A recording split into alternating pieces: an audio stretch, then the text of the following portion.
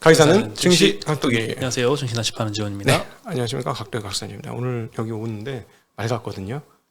도착하기 직전에 폭우가 쏟아지기 시작합니다. 다행이네요. 이게 그 구름이 왔다 갔다 하면서 휘젓고 다니는데 마치 최근 한국 증시를 보는 것 같습니다. 외국인들 수급이 매도로 가면 쭉 빠졌다가 수급이 좀 매도가 줄어들면 쭉 올랐다가 종잡을 수가 없어요. 네. 네, 오늘 참 날씨도 흐렸는데 증시도 뭐 지수상으로는 큰 이상은 없지만 네. 상당히 좀 내용상으로는 상당히 좀 흐린 날이었던 것 같아요. 네. 코스피는 0.2% 올랐어요. 장중에는 이제 마이너스였는데 그래도 상승으로 끝난 건 다행이고 2,707로 끝났습니다. 2,700선은 지키고 있고 코스닥은 0.8% 또 하락을 했습니다. 요새 뭐 매일 1%씩 떨어지는 거는 뭐 기정사실 같아요. 근데 좀 신기한 게 제일 주력이었던 뭐 2차 전지는 또 오늘도 뭐 괜찮았잖아요. 근데도 지수가 많이 빠지네. 네, 2차전지만 오르고 네. 그동안 뭐 실적 좋았고 뭐 인기도 많았고 이런 이제 섹터들은 다 빠졌습니다. 네, 이게 어떻게 되냐면 오늘 신규 상장한 종목들 있지 않습니까? 네, 글로 다 쏠렸죠. 네, 완전히 뭐 그냥 에너지가 그냥 거기 가면 이제 딴 데 거 팔아가지고 가는 거야. 돈이 없어. 네버 안에서 돌아요. 네. 사실 이게 장이 안 좋을 때일수록 그런 단타를 좀 많이 하게 되는 경향이 있는데 네. 오늘도 이제 거래 대금이 코스닥이 더 컸어요. 코스피가 8.8조, 코스닥이 9조가 넘었습니다. 근데 코스닥 중에서 이 9조 중에 3조 이상이 최근에 상장된 공모주 네. 3종목으로 쏠렸습니다. 이건 완벽한 특구장이지. 그렇죠. 네. 그거 3조 빼면은 뭐 6조잖아요. 아, 참. 그러면 거래 대금 적은 편이죠. 6조면. 아니 그냥 최저치 수준입니다. 네네. 말도 안 되는 수준이에요. 네, 네. 특히 오늘 상장한 게 M83이라는 네. 회사가 있는데 여기에만 2조 3천억이 거래 그러니까. 대금이 쏠렸습니다. 자동차 만드는 회사야. 이름이 자동차 같은 애. 뭐 VFX 하는 회사더라고요. 네. 네. VFX? 그 시각 효과 있잖아요. 아, 요즘도 살아남은 회사들이 있구나. 한때 좀 핫했는데 메타버스 시절에. 네네. 이번 주에 그 한국 그 문화 산업 관련된 대담이 있습니다. 보시면 재미있으실 거예요. 특별히 영상 이야기 많이 했습니다. 네. 네, 그리고 오늘 코스피는 0.2% 올랐는데 상승 종목 수가 280개, 하락 종목 수가 600개입니다. 예, 2배 이상 하락 종목 수가 많아서 체감적으로는 아마 시장이 좀 많이 하락했다로 느껴집니다. 그렇죠. 코스닥은 뭐 0.8% 하락했으니까 당연히 상승 종목이 360개, 하락 종목이 1200개 네. 압도적으로 좀 많았고요. 2차전지가 코스닥에서는 그래도 코스피에서 대형주 중에 좀 많이 올라서 상승에 기여를 한 것 같습니다. 포스코 홀딩스가 5% 올랐고 LG엔솔이 어제도 많이 올랐잖아요. 그렇죠. 오늘도 2%대 상승했고 삼성 SDI도 2%대 상승을 했습니다. 네. 네, 오늘 업종별로는 1등이 철강금속 섹터인데 포스코 홀딩스, TCC 스틸 이런 것 때문이겠죠. 예. 그래서 서비스 업종이 2등 했는데 이때까지 좀 많이 안 올랐던 회사들도 중에 좀 오른 종목들이 많은 것 같아요. CGV가 6% 올랐고요. 네이버가 5%, 하이브, 요즘에 엔터주도 많이 빠졌었는데 오늘 그렇죠. 4.5% 상승했습니다. 삼성 SDS, 카카오, 코웨이, 뭐 롯데 관광개발, 뭐 여행주들까지 조금 올랐습니다. 네. 그리고 화학 섹터가 세 번째였는데 한국 콜마가 7% 상승했고요. 네. 한국 화장품 제조 같은 일부 화장품 코스맥스도 한 2% 정도 상승을 했고요. 네. 의료정밀이 제일 꼴찌했습니다. DI라는 회사가 4% 정도 하락했는데 반도체 회사거든요. 네. 오늘 같은 약세장은 항상 이제 호재가 나와도 세론으로 많이 반영을 하는 것 같은데 네. DI도 오늘 자회사 중에 이제 하이닉스에다가 160몇 억 정도 규모로 장비 납품 공시가 떴는데 잠깐 빵 떴다가 바로 제자리로 돌아왔습니다. 마치 네. 어제 유한양행을 보는 것 같은 느낌이었는데요. 오늘 장비주들이 전체적으로 굉장히 다 안 좋았어요. 네. 네, 마이너스 4% 하락 중이었는데 공시 뜨니까 6% 플러스 상승으로 플러스 6%로 전환했다가 다시 마이너스 4%로 네. 끝났습니다. 네, 그리고 SD바이오센서 최근에 이제 코로나 관련주들 계속 하락세 이어가고 있고 네. 기계 섹터가 두 번째로 많이 하락을 했는데 여기 뭐 조선 기자재나 뭐 한미반도체, 두산 밥켓, LIG 넥스원 같은 방산주들까지 요즘에 인기 있었는데 좀 많이 떨어졌습니다. 네네. 그리고 건설주들 한때 굉장히 좀 좋았는데 최근까지도 오늘 좀 많이 하락을 했습니다. GS건설이 5% 하락했고요. 현대산업개발이 3.6% 하락했습니다. 별다른 이유는 없는 것 같은데 어저께인가요? 그 수도권의 이제 스텔스 DSR 규제를 특히 강화한다. 0.7% 이제 금리 이제 상승 반영을 시키는데 1.2%까지 올리는 걸로 반영을 해서 네. 실제 금리가 높아지는 건 아니지만 금리가 1.2% 높아진다라고 계산하고 한도를 계산하니까 대출 한도가 그만큼 줄어들 수 있다라는 그럼요. 우려죠. 네, 그러면은 뭐 은행 입장에서도 더 많이 대출을 해주면 사실 Q가 늘어나는 효과인데 그게 조금 덜할 수도 있을 것 같아요. 오늘 아무도 관심 없지만 오늘 금통위는 금리를 동결했습니다. 아, 그렇죠. 네, 아무래도 그 부분도 뭐 좋은 호재는 아니에요. 왜냐하면 그 금리를 내리려는 압박이 굉장히 강했어요. 근데 앞으로 내리긴 할 것 같은데, 예, 금리는 오늘 이번에 동결을 했습니다. 네, 그래도 금리를 내려야 된다라는 소수 의견도 좀 있더라고요. 의견이 있었죠. 4명은 다음번에 금리 내리긴 하겠다. 근데 2명은 그냥 금리 유지이다. 이렇게 얘기를 했습니다. 네. 네, 내려가긴 하겠네요. 네. 네, 그리고 반도체에서는 이제 KB증권에서 3분기에는 이제 서버용 D램의 고정 가격이 20% 인상을 할 것이다. 삼성전자와 하이닉스에서 네. 그렇게 전망을 하고 있습니다. 일단 첫 번째는 이제 데이터 센터 업체들이 AI 서버 투자를 많이 하니까 서버용 D램 수요가 급증하는 이 수요 증가 이유 때문이고요. 네. 두 번째는 중국 업체들이 최근에 미국의 제재를 우려를 해서 서버용 D램을 굉장히 많이 한국 메모리사한테 구매를 해가고 있다고 합니다. 구매를 2배 이상 늘려서 재고를 많이 확충을 하고 있다고 합니다. 네. 이렇게 수요가 많이 느니까 가격을 올리려나 봅니다. 네. 그리고 이런 와중에 공급 측면에서는 메모리 업체들이 선단 공정의 30%를 HBM에다가 할당을 하고 있어서 기존 서버용 D램은 공급 제약이 발생하고 있다라고 언급을 하고 있습니다. 그래서 공급은 줄어들고 수요는 늘어나니까 가격이 오를 거다라는 네. 거죠. 그래서 서버용 D램의 가격이 인상되고 이렇게 그리고 범용 D램의 한 5배 가격으로 지금 HBM 받고 있는데 이쪽으로 좀 비중이 확대가 되고 있고 이런 측면들이 모바일 수요 부진을 상쇄를 할 것이다. 그래서 3분기 D램 ASP는 예상치를 상회할 것이다라고 전망을 하고 있습니다. 네. 네, 뭐 메모리 반도체 관련해서 계속 전망도 좋고 수출도 잘 되고 반도체가 다른 부진 품목들을 다 덮잖아요. 네, 그래서 다 좋은데 요즘 반도체 기업들은 조금 주가는 좀 부진한 것 같아요. 네. 그리고 이제 내년도에 그 사실 AI 반도체 팹리스 업체들이 상장을 여러 개가 하거든요. 그래서 주목이 많이 받을 소식들인데 엔비디아만 이제 칩을 열심히 개발하는 게 아니라 한국의 반도체 스타트업 팹리스들도 열심히 개발하고 있습니다. 그 중에 리벨리온이라는 데가 있거든요. 아주 유명하죠. 예, 여기에 CTO가 삼성전자의 HBM3E 12단 제품을 탑재한 NPU를 연말에 생산을 하겠다라고 언급을 했습니다. 이 회사 원래 삼성전자 파운드를 써요. 예전부터 거의 했죠. 네. 기존 계획은 사실 HBM3E 한 개 제품만 탑재한 리벨, 이 제품명이 리벨이거든요. 네네. 리벨의 싱글 제품부터 생산할 계획이었는데 이거를 이제 건너뛰고 4개를 탑재한 쿼드 제품을 삼성 파운드리 4나노에서 연말부터 이제 양산을 하는 걸로 계획을 바꿨다고 합니다. 리벨이 이 HBM 4개를 탑재를 해서 NPU를 만들면 이 칩은 이제 생성형 AI를 구현하는 서버에 장착이 됩니다. 엔비디아의 GPU와는 조금 다른 구조의 연산 장치인데 이 GPU만큼의 연산 성능은 보유하면서 전력 문제 해결에는 효율적이다. 이렇게 네. 좀 알려져 있습니다. 뭐 리벨의 쿼드 제품은 메모리 용량은 144기가인데 엔비디아 블랙웰은 192기가니까 뭐 그렇게 큰 차이는 안 나는 것 같은데 전성비는 굉장히 좋다라고 알려졌습니다. 네, CTO가 또 이런 얘기도 했는데요. 회사 내부에서 쿼드 제품 출시를 앞당길 수 있을 것이란 판단이 있었다. 그리고 경쟁사인 미국 그로크 제품과 비교해도 4배 이상 전력 효율이 높다라고 합니다. 그로크도 상당히 좀 주목받고 있는 팹리스인데 여기보다 뭐 4배 이상 전력 효율이 높다고 하니까 굉장히 좋은 제품이 나올 것 같다는 기대감은 형성이 됩니다. 네. 근데 삼성 파운드리가 잘 생산을 해줘야겠죠. 네. 네, 그래도 뭐 3나노 아니라 4나노니까 잘 해줄 거라 생각은 드는데. 최근에 뭐 뉴스 중에 4나노, 5나노 수율이 굉장히 많이 올라갔다는 뉴스가 나왔으니까요. 네. HBM3E도 수율 좋게 잘 생산해줘야 되고 그걸 탑재한 NPU도 수율이 중요하겠죠. 그래서 네. 삼성 파운드리의 역할이 상당히 좀 중요할 것 같고 파운드리가 만약에 잘만 해주면 이 리벨리온도 좋은 NPU 가지고 많은 고객사들을 확보할 수 있을 것 같습니다.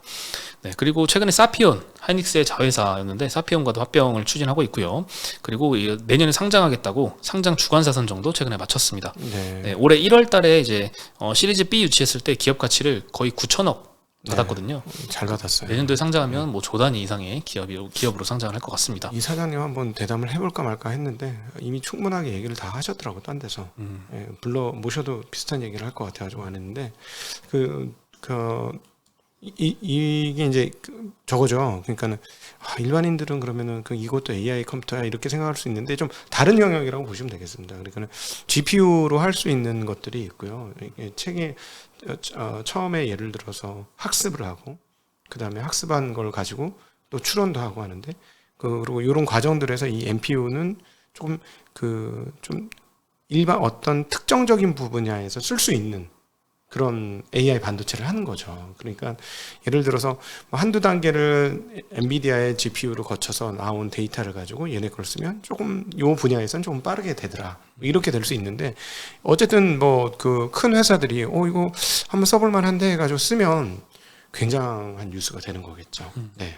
내년에는 아마 이 뭐 리벨리온도 그렇고 비슷한 회사 중에 퓨리오사라고 있잖아요. 네. 퓨리오사도 지금 최근에 상장 주관사를 선정을 했습니다. 네. 그래서 두 회사가 뭐 내년도에 뭐 이렇게 엄청난 기업 가치로 성장을 하면은 또 우리나라에도 뭐 엔비디아까지는 아니지만 그 비슷한 기업들이 좀 경쟁력을 갖춰가지 않을까 생각이 들고 AI가 내년에도 좀 더 시장의 주목을 받지 않을까 생각이 드네요. 제발 잘 됐으면 좋겠으면 사실은 우리나라는 페미니스트의 무덤이어서 솔직히 제가 2000년부터 탐방 다니면서 여러 군데 다녔는데 막 그때도 막 몇천억, 2000년에 5천억 된 회사도 있었고요. 뭐 음성 칩 만들고 하는 회사였는데 시간이 지나니까 다 없어졌어요. 그리고 그 참 되게 안타까운 거예요. 메모리 중심으로만 지금 우리나라가 이제 쫙 반도체 산업이 이루어지는데 사실은 이런 애들이 잘 됐었으면 파운드리도 좀 잘 됐었을 거예요. 고객사잖아. 파운드리 고객사잖아, 얘네들이. 근데 이제 우리가 아무래도 이제 메모리를 하다 보니까 크게만 하는 거를 하거든요. 한 번에 왕창 많이 만드는 거. 근데 절대적으로 그 파운드리는 작게 이거를 잘해야 되거든요. 여러 고객사를. 그러면 이제 한국의 파운드리가 잘 되려면 이런 것들이 많이 생기고 이것들과 서로 협의하면서 이렇게 만들어줘야 좋아하는구나. 이런 것들이 해야 또 삼성 파운드리도 더 발전을 하고 이렇게 돼서 제발 좀 잘 됐으면 좋겠습니다. 네. 그리고 잘할 수 있는 영역이거든. 한국이요? 그럼요. 못할 이유가 없어요. 이 페미니스트를 못할 이유가 없어, 한국에서. 오히려 서양 애들보다 훨씬 잘할 수 있어요. 네. 어쨌든 저기도 그 테스토렌트도 삼성 파운드리 이용합니다. 그렇죠. 네. 네, 계속 이용했으면 좋겠네요. 자꾸 이용하다가 떠나가가지고. 매력이 있어요. 4나노, 5나노에서는 분명히 가격적으로 매력이 있고, 지금 문제는 뭐냐면 이제 어드밴스드 패키지, 후공정이라고 표현하면 안 되겠구나. 어드밴스드 패키지 쪽이 이제 워낙 저쪽에서 잘하니까 지금 뭐 칩넷 구조에서 이것저것 붙여가지고 그 여러 반도체를 한꺼번에 붙였는데 하나처럼 기능 작동하게 해주는 이게 아직 덜 돼서 그렇지. 그 전공정 중심의 칩 만드는 데는 문제는 없을 거예요. 지금 4, 5나노 공정에는 그거는 문제가 없는데 워낙 그 어드밴스 패키지가 강조가 되니까 지금 힘든 거지. 네. 그렇죠. 사실 파운드리만 잘해주면 지금 네. 하이닉스의 경쟁력을 삼성이 다 가져갈 수도 있을 것 같은데. 파운드리 잘 되면은 밸류에이션이 완전히 달라지지. 그렇죠. HBM4부터는 또 그 베이스 다이라고 하는 것도 이제 네. 기존에 하이닉스가 설계했는데 그 이제 그 TSMC 쪽에 넘어갔다고 하잖아요. 네. 그거는 이제 삼성에서는 자기가 다 할 거니까 그런 부분에서 더 마진을 또 챙겨갈 수도 있고 잘 할 텐데. 예. 네. 근데 어쨌든 저기 TSMC 옛날에 거기서 일하시던 그 후공정 어드밴스 패키지 쪽 특허 많은 가지고 있는 분들 작년에 모셔왔잖아요. 작년에 맞지. 그러니까 아무래도 후공정 조금씩 발전하겠죠. 시간이 지나면. 네. 그러니까 옛날에 막 ASE라든가 저희 M코에다 맡기고 뭐 이렇게 가려고 했었던 것 같아. 네. 그러니까 이제 그게 이제 깜짝 놀랐겠지, 이 정도면 그쪽도. 네. 예, 그리고 이제 생물보안법 관련해서 요즘 시장에서 이야기가 굉장히 핫하고 자주 또 업데이트가 되고 있는데요. 한국 바이오 협회라는 데서 미국 하원이 최근에 이제 FDA에다가 중국 관련 임상시험 실시 기관을 조사해달라 이런 요청을 좀 했다고 합니다. 네.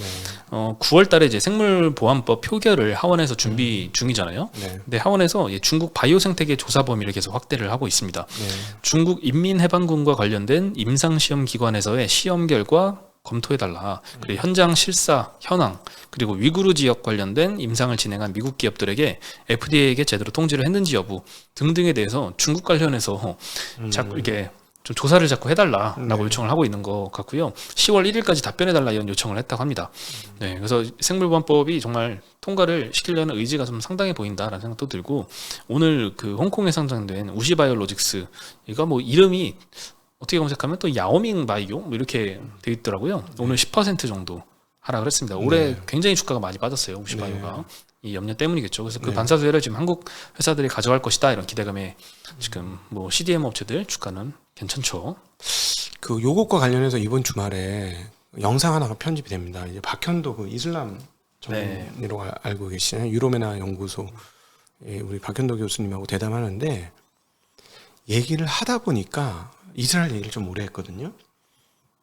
하다 보니까 미국의 전 세계 패권 전략이 어떻게 돌아가고 있는지가 오히려 엿보였어요. 대담을 하다 보니까 그쪽으로 넘어가서 그걸 보시면 지금 미국이 중국을 어떻게 생각해서 어떻게 하고 싶은지에 대해서 뭔가 하나의 단면을 읽을 수 있는 대목이 좀 나와요. 뒤쪽으로 갈수록 계속 듣다 보면 아마 그게 나오실 거예요. 그래서 한번 꼭 봐주시면 중국 기업 투자를 어떻게 해야 되는지에 대해서 좀 도움이 되시지 않을까 싶습니다. 네.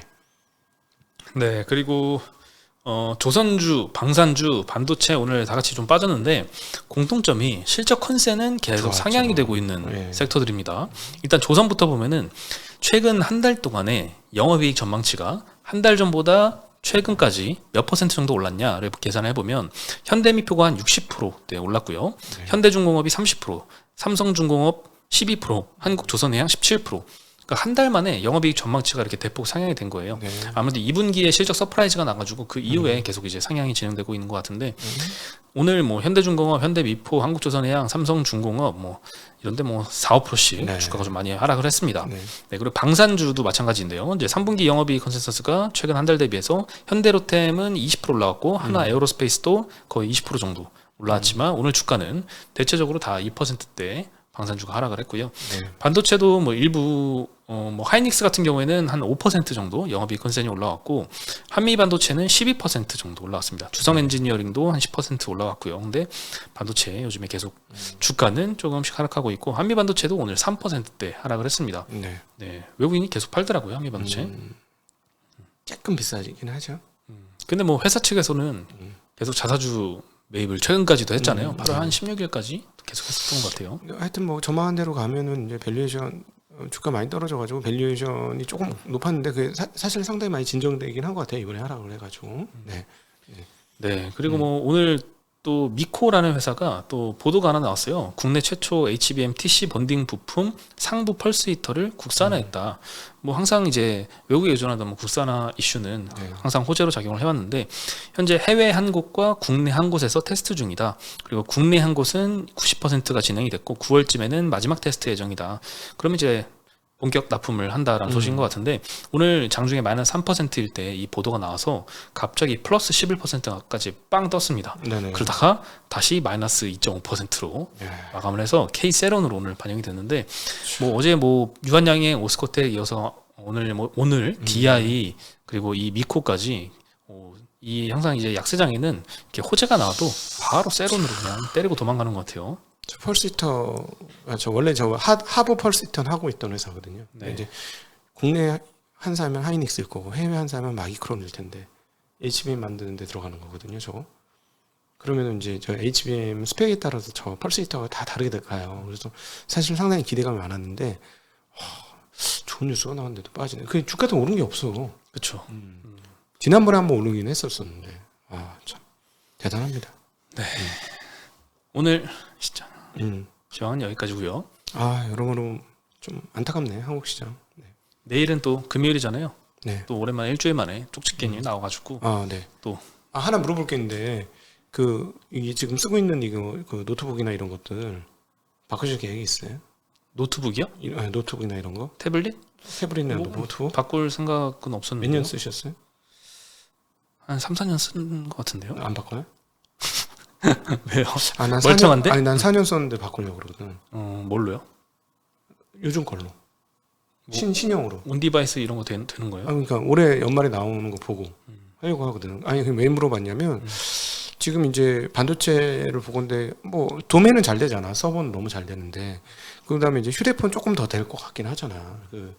지금 왜냐하면 계속해서 폭스콘에서 뭐 10만 명을 더 사람을 뽑는다는 등 뭐 이런 뉴스가 나오는 거 보니까 애플이 더 많이 만들 것 같고 그러면은 당연히 메모리 소요가 늘 것 같고 한데 이제 그 다음 마지막 남은 게 이제 이런 일반적인 IT 디바이스거든요. 그 중에 이제 제일 눈에 띄는 게 노트북이나 이런 거니까. 저도 한창 그 코로나 때 다 사람들이 집콕 하고 있었을 때 네, 그때 IT 바꿨어요? 많이 바꿨잖아요. 저도 이거 그때 썼어요. 그래서 물어보는 거예요. IT 때 그때 바꿨던 사람이 20년에 바꾼 사람은 지금 바꿀 때가 됐고 22년에 바꾼 사람은 아직 더 써야 되거든. 근데 이게 핸드폰이 아니라 노트북은 그렇게 뭐 3년 만에 바꿀 만한 그게 안 들은 것 같아요. 이건 그래요? 태블릿은. 태블릿은 올해가 태블릿은 네. 네. 보기만 하면 되니까. 노트북은 저도 한번 온 디바이스 얼마나 좀 체감되는지 많이 바뀌면 좀 네. 검토해보고요. 여러분도 한번 댓글을 남겨주십시오. 노트북 몇 년 썼는데 바꿀 의향이 있는지 분위기 좀 파악 좀 해보고. 그걸로 반도체 수요 반도체 수요의 턴어라운드를- 마지막 단계거든, 걔네들이. 예. 그런 레거시까지 올라와주면은 예, 그건 진짜 참 레거시가 좋겠네요. 올라오면 이제 한국 반도체들이 굉장히 부진한데 오를 수 있으니까요. 네. 예, 저희는 내일 다시 인사드리겠습니다. 네, 안녕.